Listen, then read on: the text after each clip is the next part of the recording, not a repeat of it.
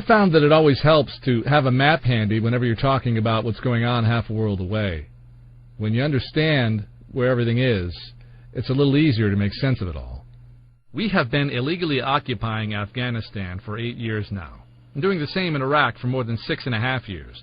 Well over 1 million innocent people have paid for this ongoing military-industrial oil profiteer-driven aggression with their lives. Another nearly 5 million Iraqis have been made refugees, roughly half displaced within Iraq's borders, and the other half forced out of the country. Almost immediately upon taking up residence in the White House, Barack Obama expanded the conflict into Pakistan, where thousands of innocent people have already been killed, and another 2.5 million forced from their homes. To say nothing of the 2 million plus Afghan refugees who are already there, trying to escape the carnage in their own country. So, between Iraq, Afghanistan, and Pakistan, we're talking about a total of nearly 10 million refugees. Peace, stability, democracy, freedom? Hardly.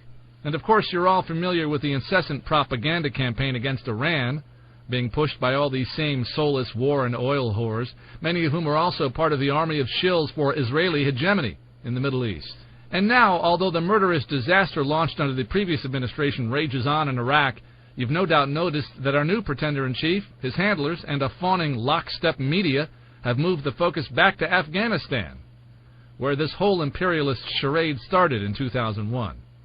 So if it's not about spreading freedom and democracy and protecting us from terrorists, why are we really there? This man has been talking about the real reasons for 5 years, but you almost certainly have not seen him on your television or read about him in your newspaper. This is Craig Murray, former British ambassador to Uzbekistan. He was appointed in 2002 and fired in 2004 when he refused to remain silent about the truth he discovered. Truth about the systematic torture designed to elicit false confessions that were then forwarded as actionable intelligence and used as justification for the illegal occupation of Afghanistan. When I'm talking of torture, I'm not talking of marginal definitions of torture. I'm talking of people being raped with broken bottles. I'm talking of people having their children tortured in front of them until they signed confessions. I'm talking of people being boiled alive.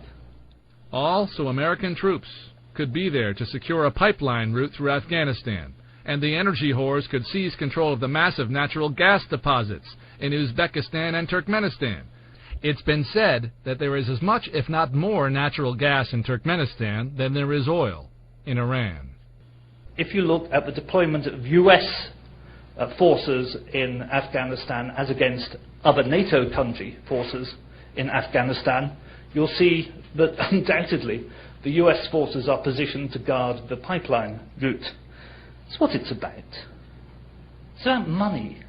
It's about oil. It's not about democracy. And if it's not shocking and disgusting enough that our tax dollars are funding America's role in this illegal, immoral war, we are also bankrolling the other side, folks.